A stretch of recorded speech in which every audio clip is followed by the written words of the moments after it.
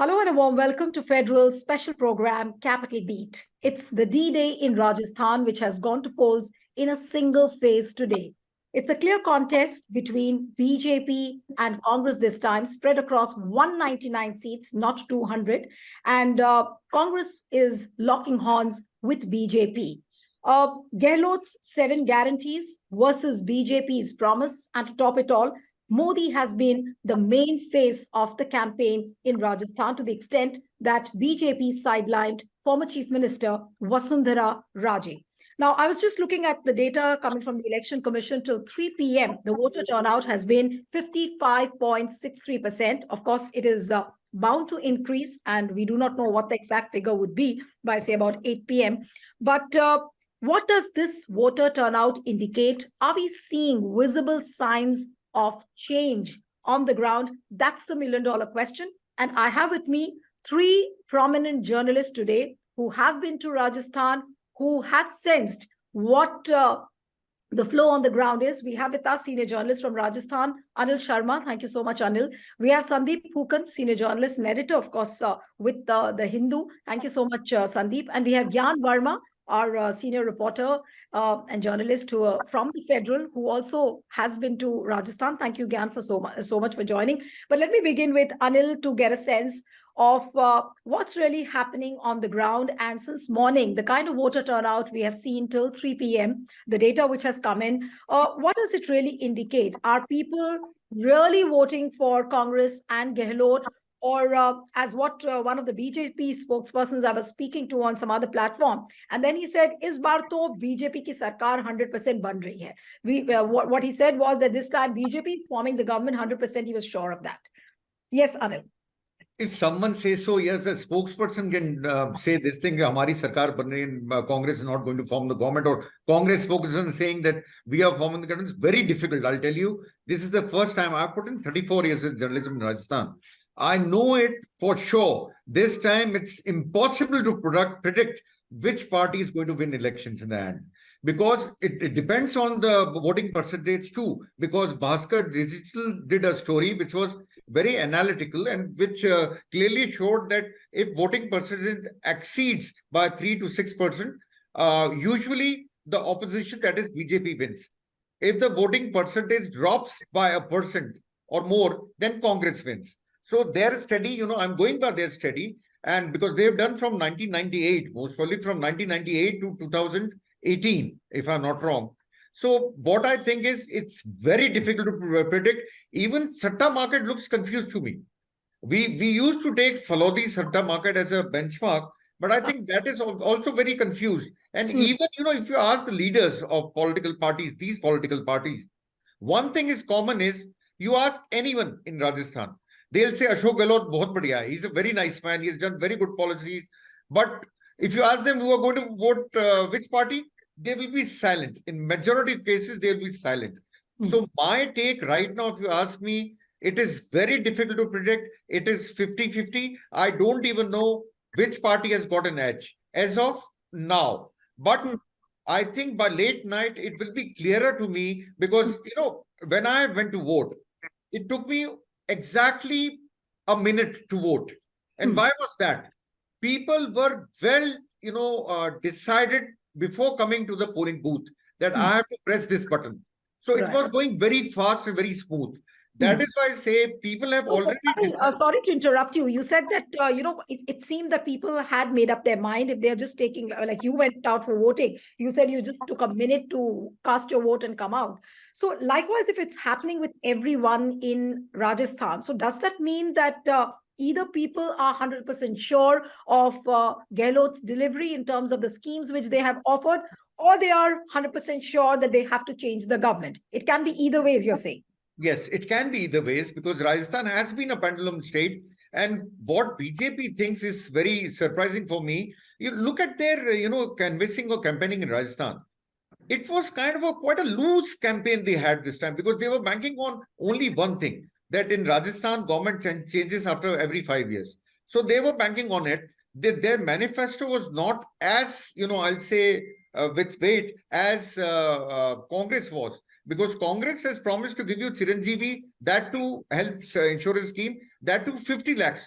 while BJP's manifesto only talks about medical infrastructure, and they're completely silent on old pension scheme, OPS. OPS is a big issue in Rajasthan. I must tell you two issues. One is Chiranjeevi Yojana, which has given Gehlot the momentum. That I'll agree. That I can challenge everyone. Because in January, we were looking at 25, 30 seats to Congress. Now we are in a position, we have changed our stance and we are saying Congress is in tough fight with BJP. That means BJP has lost some seats and Congress has been able to increase its seats. Now, if the momentum is with Mr. Gehlot, then I think in India, elections are fought on two things, perception and emotion. That's my take. Maybe I'm wrong, but it is fought on perception and emotions. I think as of today, Ashok Gehlot has won on perception side. You ask any BJP guy, Anil, what I want to ask you is that if you keep perception and emotions aside, we can talk about it later. But why people are falling for Gehlot is the fact that he has managed to deliver the schemes on the ground. Absolutely. Which means that the bureaucracy of Gehlot has helped him deliver the schemes on the ground. Now, Absolutely. what is the sense you are getting from the ground? Whether it is the women, whether it is the farmers, whether it is the youths, are they really believing in what Gehlot is saying? Are they really benefiting on the ground? Yes, they are. In Chiranjeevi, I was trying to take out figures from the government, how many people have been benefited. So I got about 6,000 odd crores they've spent on Chiranjeevi, scheme under which insurance given. Over 6,000 crores is a big amount, if you look at it. And plus, OPS is going very well with the government employees. Yes, paper leak is a big issue. I'll not deny this. But this issue has been somewhat nullified by Agniveer. Because if you go beyond Jaipur, you go towards Shekhawati region, which gives maximum number of, man in army. They are very angry. The youths are very angry with Narendra Modi government. They are talking about even 2024 elections. They say we will not vote for him. They were very vocal. They were in Jaipur, if you go, and especially if you go towards walled city areas. If you go there and if you decide that this is the point, there you will hear about polarization in a big way, But these guys don't live there. That is, I should add it. They don't live in the walled city areas. They live in different places, but they'll all, BJP has got their core voters. So core voters will not change. Right. For them, Hindutva before I go to Sandeep, one more question to you, Anil, that you were talking about the undercurrents as far as Agniveer is concerned, as far as OPS is concerned. What do you think is a stronger undercurrent? Is it stronger against the BJP or is it stronger against the Congress, which has been ruling the state for the last 5 years? It is the positive campaign of Congress. I'll say it has been not a negative campaign this time. They were talking about development. They were talking about schemes. The schemes which they gave, they were able to deliver. They had 10 schemes before model code of conduct came into being. Before that, Ashok Gehlot has had announced 10 schemes, and out of 10, I think he was able to deliver at least 7 or 8. Right. So they believe they have more faith in Gehlot than anyone else when it comes to delivery part. Right. All right. So Congress does seem to have a face. They seem to have a right campaign. And of course, they seem to have a unified campaign, which was the bone of contention all these years, that whether at all Pilot and Ashok Gehlot will come together or not. But now let me come to Sandeep. Sandeep, the areas where you traveled in Rajasthan, what I want to ask you is that, of course, Vasundhara Raje has been miserably sidelined in Rajasthan. And Modi is the only face of BJP in Rajasthan. And on Modi's face, the entire party seems to have been riding high. Now, the kind of issues which Narendra Modi has been raising, Hindutva, Sanatan Dharma, now, are these issues really catching up on the ground with the people? The areas where you travel especially, and is BJP's polarization tactics really working? Yeah, so first of all, a small correction, Neelu. I am an associate editor, not the editor. I think you mentioned me. I'm so sorry. No, that's okay. That's fine. So the other, now coming to your question, see, I traveled to an area where traditionally people believe that the BJP is on a stronger footing. definitely stronger than the Congress, and Anilji would know better than me. This is Udaipur Mewar region. And this time around, a royal family member is contesting against CP Joshi, for example, the incumbent speaker, the speaker of the outgoing assembly from Nathdwara. And again, remember that Udaipur was really the battleground, as it were, between the BJP and the Congress over appeasement politics, because that's where the tailor, Kanhaiya Lal, was murdered. It's another matter that Mr. Gehlot said that, they were actually these two people murderers. He alleged that they belonged to the minority wing of the BJP, and he also defended his government's record by saying that in record time we arrested them, we convicted them, and so on. But the elections, see, it's one thing to claim to claim that these actions were taken fast and quick. But how it plays out as a narrative in elections, it's a completely different issue altogether. And I definitely felt that it was a very polarized elections in Udaipur. And in fact, this was way before the model code of conduct actually came into being. This was sometime in August, end of August, that when I had traveled. I found that by and large, the urban areas were in favor of change. One thing that Anilji mentioned, that BJP's campaign rather focused on this tradition. This is now for almost 5 elections that Rajasthan has seen, the tradition of voting out an incumbent government and bringing in a new government. So it is, as Anilji put it, it's a pendulum state. It swings between Congress and the BJP. So going by 5 years of, going by the record of 5 years of Congress, you would expect the BJP to come back to power. But BJP has its own share of problems. For example, they brought in they tried to bring in make several changes to their state unit. They got some people to go out, like Gulab Chand Kataria was made a governor.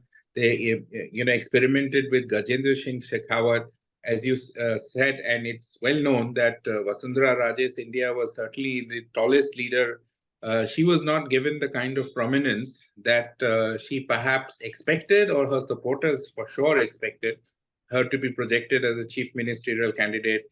They brought in CP Joshi, a Lok Sabha member, as their Rajasthan head. Not many people know him in the state.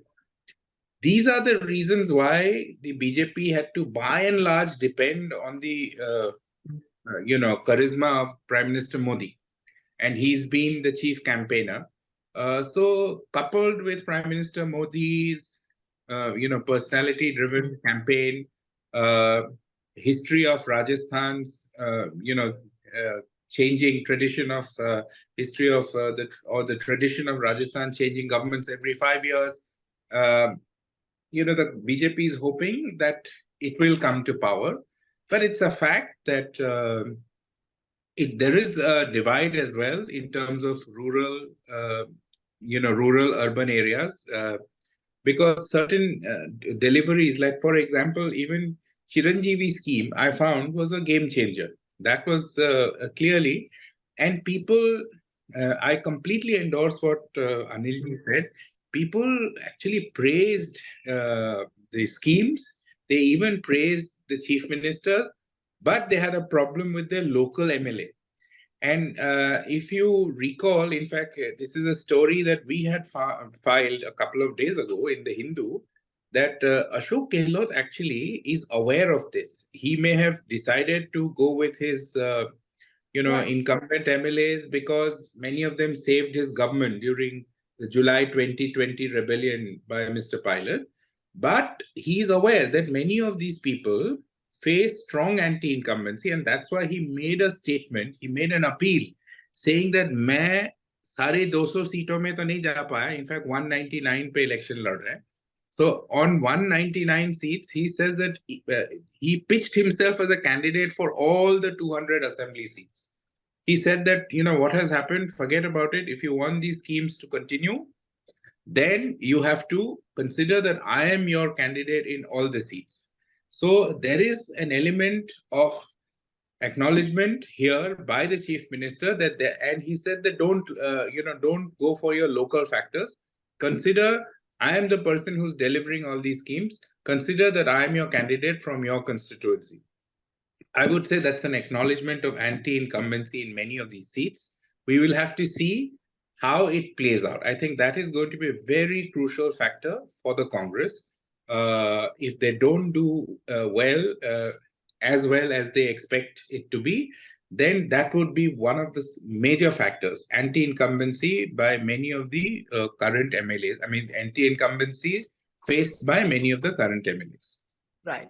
Gyan, I want to come to you now on the BJP's question also, that this entire strategy of parachuting the Lok Sabha MPs, having a faceless election, sidelining Vasundhara. Now, does it really seem that does it seem to give some kind of dividends to BJP? This strategy, at least, it doesn't seem to be working in Chhattisgarh. It doesn't seem to be working in Madhya Pradesh. What is the case in Rajasthan? When you were traveling, what is the sense you're really getting? Well, I think there are two aspects to this question. First, let's not forget that December 2023 is when Vasundhara Raje will complete 2 decades in Rajasthan politics. He became the chief minister for the first time in December 2003. So she has completed 2 decades. It is fair to say that BJP is looking for a generational change. There is an entire generation that has only seen Vasundhara Raje at the helm of affairs in Jaipur. So BJP wants to look at different leaders. So what do they do now? So they decided that maybe we can look at a few regional leaders and some leaders from Delhi who were para-dropped, and then the real problem started and within the BJP. So the absence of Vasundhara Raje has created a kind of a problem where there are no other prominent leaders of the BJP. So that is why the party decided that let's send some MPs, prominent MPs, former ministers, present sitting MPs to campaign and boost the campaign. That is one part. Rajasthan has always supported Prime Minister Narendra Modi. For the last 10 years, BJP has got substantial votes in Rajasthan, both in the Lok Sabha. So this is basically a trial method to see if Modi can also win the state for them in the absence of a prominent face, local face. So let's see how the people decide. I'm tempted to ask you what you're saying, that does BJP somewhere, hearts of hearts, does it know that probably it cannot win Rajasthan? And of course, piggy riding on the Modi factor, is Narendra Modi trying to experiment for 2024 elections, that through his extensive touring, through his extensive campaigning, his ultimate goal is not Vidhan Sabha Rajasthan, but 2024. Because given the fact that this kind of a thing has not worked in Himachal, a similar strategy hasn't worked in Karnataka. So it's hard to believe that BJP would not gather those lessons, and it's repeatedly making the same mistake in Rajasthan. Let's not compare Rajasthan to Himachal and Karnataka. There is a problem. BJP has lost 2 elections to Congress in a direct contest. There is no denying that. But Rajasthan is a little different because the support and popularity of Modi is completely different and at a different level. So that is there. But let's divide the campaign of BJP into different regions. If we look at the southern part of the Mewar part of the region, polarization is a big factor. Again, in the Dundar area, the eastern part of again, there is polarization is a big factor. Kanhaiya Lal became a major factor. Baba Balaknath, Yogi Adityanath, UP Chief Minister, everybody talked about the murder of Kanhaiya Lal and how law and order and violence against women are the major talking points in this region. And if you look at the Marwar region, which has this highest number of seats, BJP has deployed Union Minister Gajendra Singh Shekhawat there for the past 2-3 months now. He has spent most of the time in the western part of Rajasthan. So BJP has divided its campaign into different regions, and in all these regions, the campaign is completely different.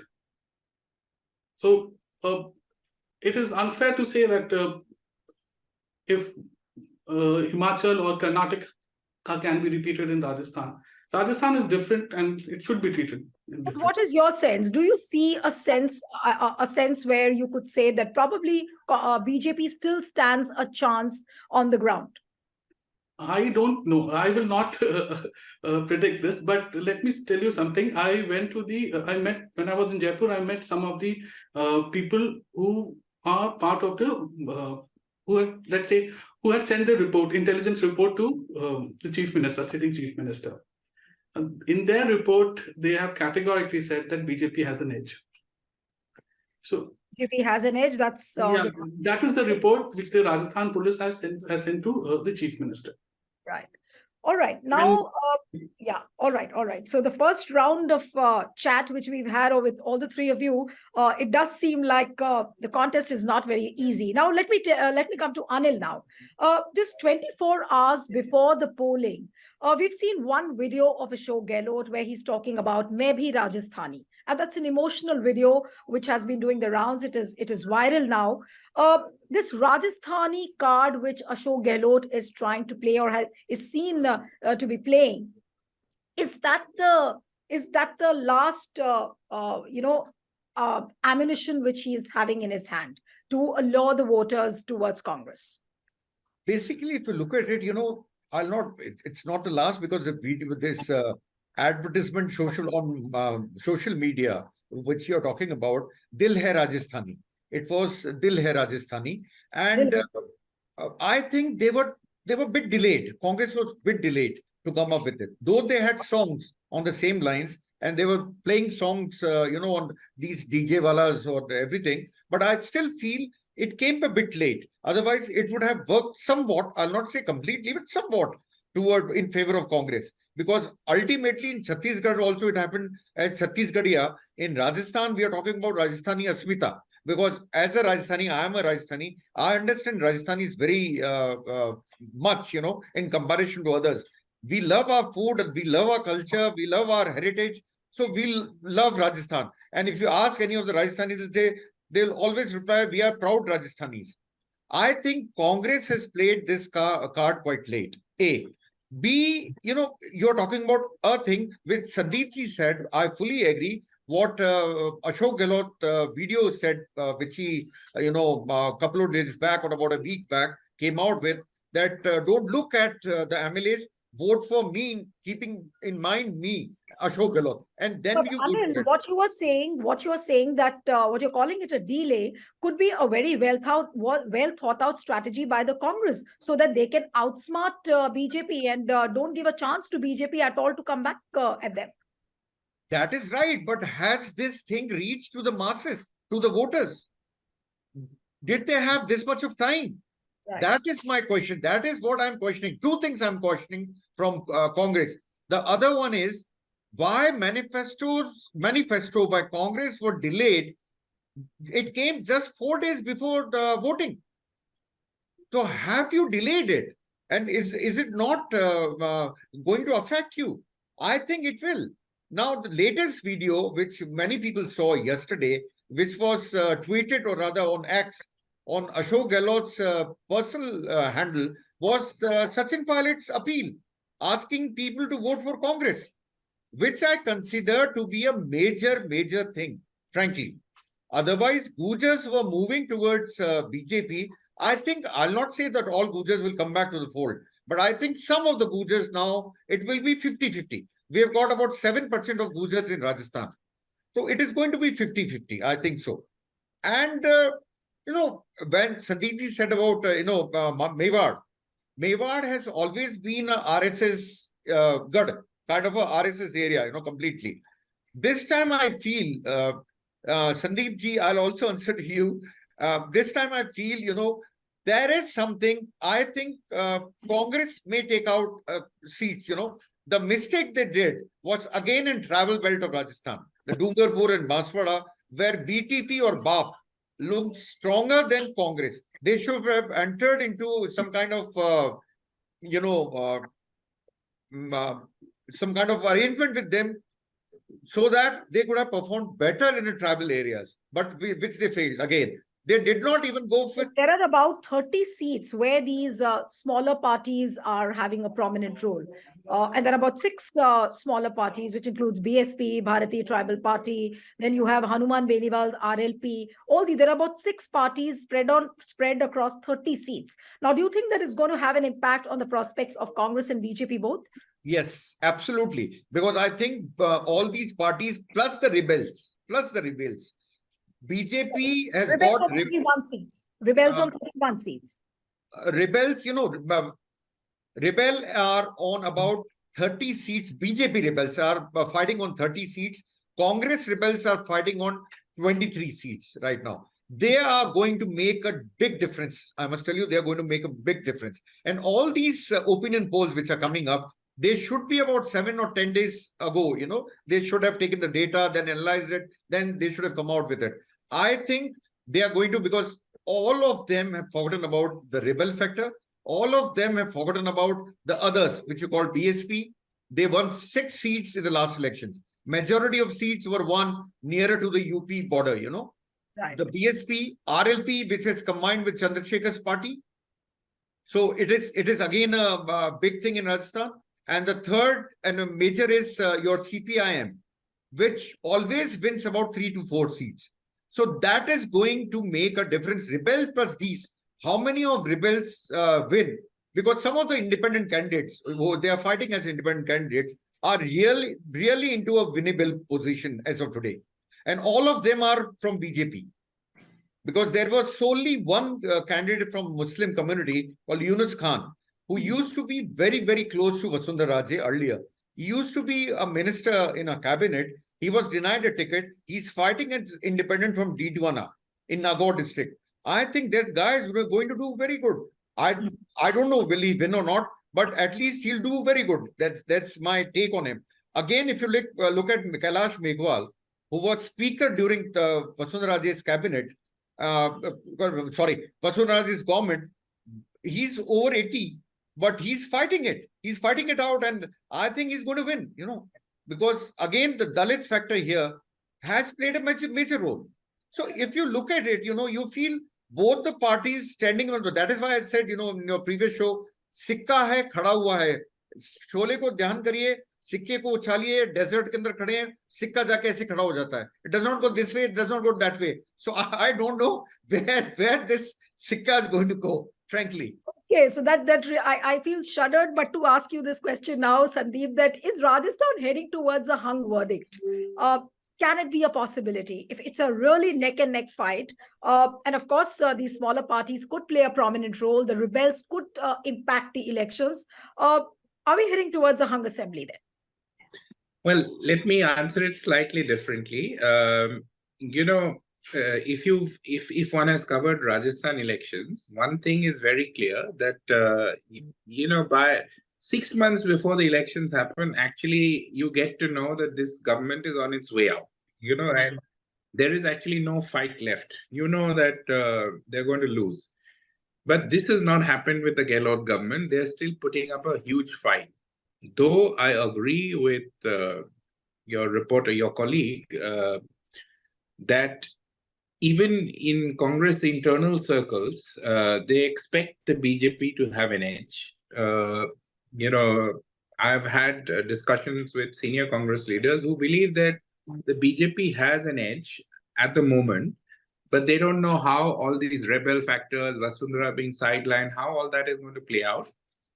And they know that they're in the fight, but they do concede that BJP has an edge, and that's primarily because of Congress has also had its share of infighting, and as Anilji put it, he's absolutely right. I mean, if they had to put up a united front, then they should have put up a united front a month and a half ago or 2 months ago, not on the last day of the voting where the chief minister is retweeting.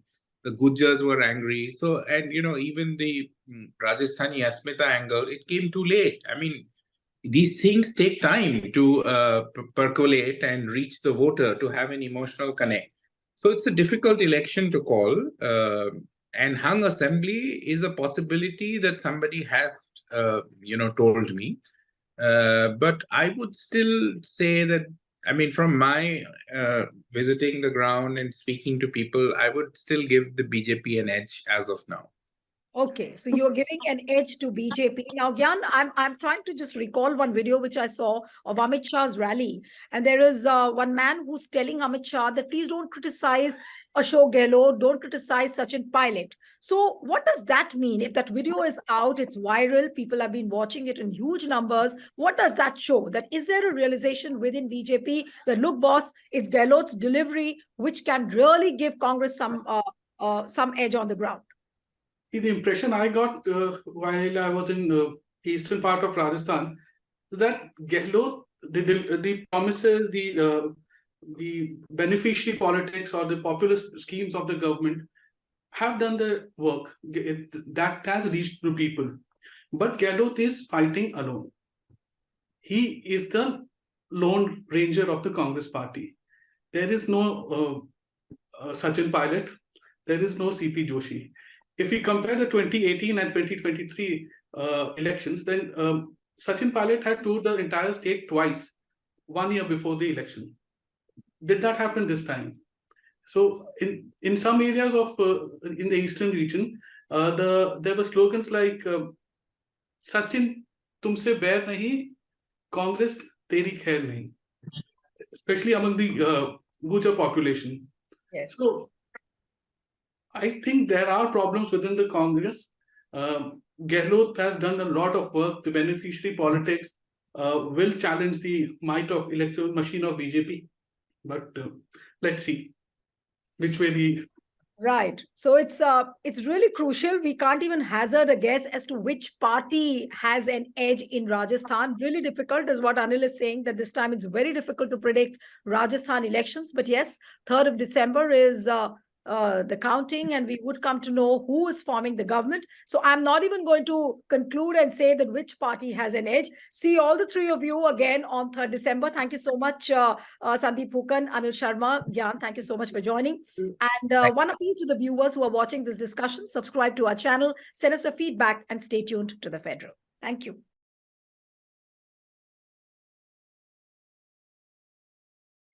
Subscribe to The Federal's YouTube page for more news and updates.